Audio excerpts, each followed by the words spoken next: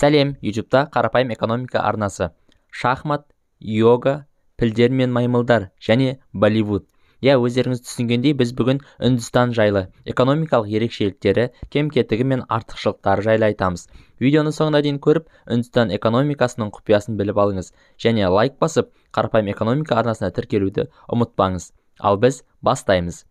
Үндістан нағыз қарама-қайшылықтар елі. Бұл сөзіме дәлел келтірейін. Жайлы климат, Үнді мұхиты арқылы әлемдік саудаға шығу мүмкіндігі, миллиардтан астам еңбек күші, құрағы да, қойнауы да бай әрі жомарт жері бар.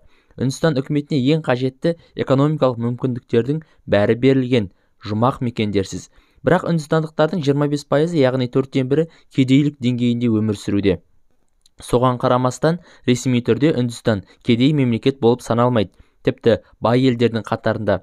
Үндістан жалпы ішкі өнім көрсеткіші бойынша тіпті әлемдік 10-дыққа да кіріп тұрған кездері де болған. Қате естіген жоқсыз. Халқының 25%-і кедей, соның өзінде жан басына шаққанда бай ел болып саналады.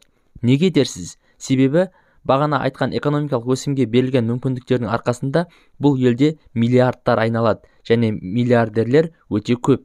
Ресми түрде миллиардерлер саны бойынша Үндістан әлемде 2-ші орынға жайғасқан. Бұл елде шынымен де өте бай адамдар өте көп. Яғни халқының саны 1,380,000,000 адам болатын Үндістанда байлар мен кедейлердің ара қатынасы тым алшақ. Мұны Үндістанда ежелден орныққан касталық жүйемен түсіндіруге болады. Сондықтан егер сізде Үндістан кедей ел деген түсінік қалыптасқан болса, ол ойды миыңыздан шығарып тастаңыз. Шын мәнісінде Үндістан сіз ойлағаннан әлде қайда дамыған ел.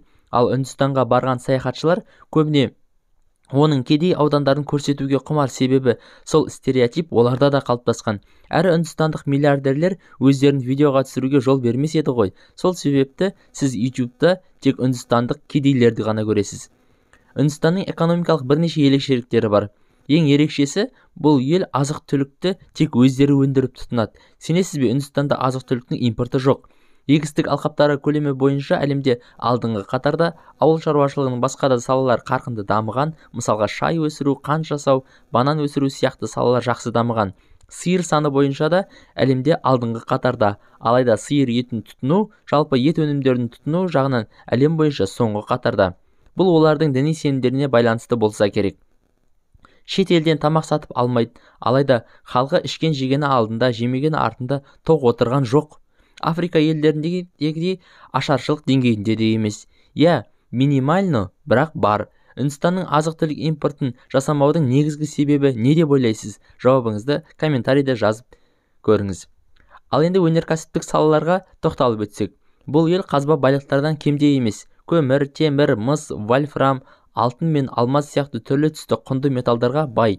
Ең бастысы кен жұмыстары мен өңдеу саласында да үнділер аса шебер. Өз жерінің байлығы мен бұрын отар болған кездегідей өзге елдерді байытып отырған жоқ. Керісінше, үндістандық миллиардерлер шет елдердегі кен орындарды сатып алып игеруге құмар.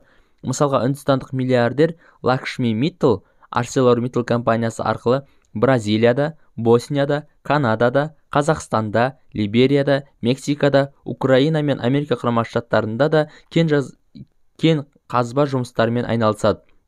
Қазақстанда Теміртауда ArcelorMittal теміртау металлургиялық зауытын және Қазақстан бойынша бірнеше көмір мен темір руда шахталарын басқарып отыр. Және бір қызықты факт. Үндістан азық-түлікке қолданған саясатын қазба байлық саласында қолданбайды, яғни шет елден шикізат сатып ала береді. Әсіресе шикі мұнайды импорттайды.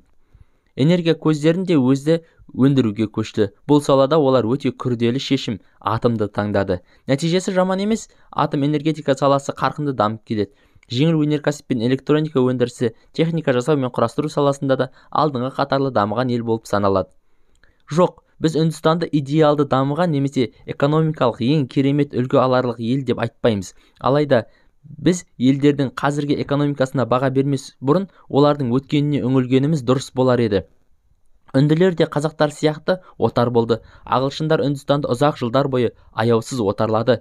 Үнділер тек жеріндегі қазба байлығынан ғана емес, бір кездері діні мен тілінен де түп тамырынан да ажырап қалудың аз-ақ алдында тұрды. Махатма Ганди үнділерге азаттық алып берген соң да үнділер есін жия алмады. Тілі өлген халық, тірі өлген халық екенін үнділер кеш те болса түсінді.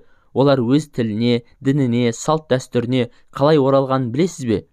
Иә, үнді киносы арқылы халықтың рухын оятты, тілі мен салт дәстүрін қайта жаңғыртты. Үнді киносы үнді халқын тәрбиеледі де қайта тірілтті. Ұлттық діңгегіне қайта оралған соң, ұлт ретінде есін жинаған соң ғана олар экономикалық өсім жолына түсті. Ал біз ше, экономикалық өсім жайлы айтамыз, экономикамыздың дамығанын, бай қуатты ел болуды қалаймыз. Алайда біз түп санамызда қазақ деген халықтың кім екенін, бізге не маңызды екенін, тілімізді, салт санамызды айқындай алдық па? Егер олай болмаса, бізге экономика туралы айтып не керек?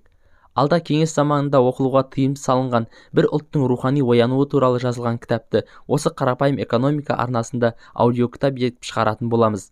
Қазір дайындалып жатыр. Жіберіп алмас үшін арнаға тіркеліп қойыңыз. Сонда сіз видео шыққан кезде алғашқылардың бірінші болып көретін боласыз. Осы видеоға лайк басуды ұмытпаңыз. Қоштаспаймыз. Арнамыздағы басқа да қызықты видеоларды көріңіз.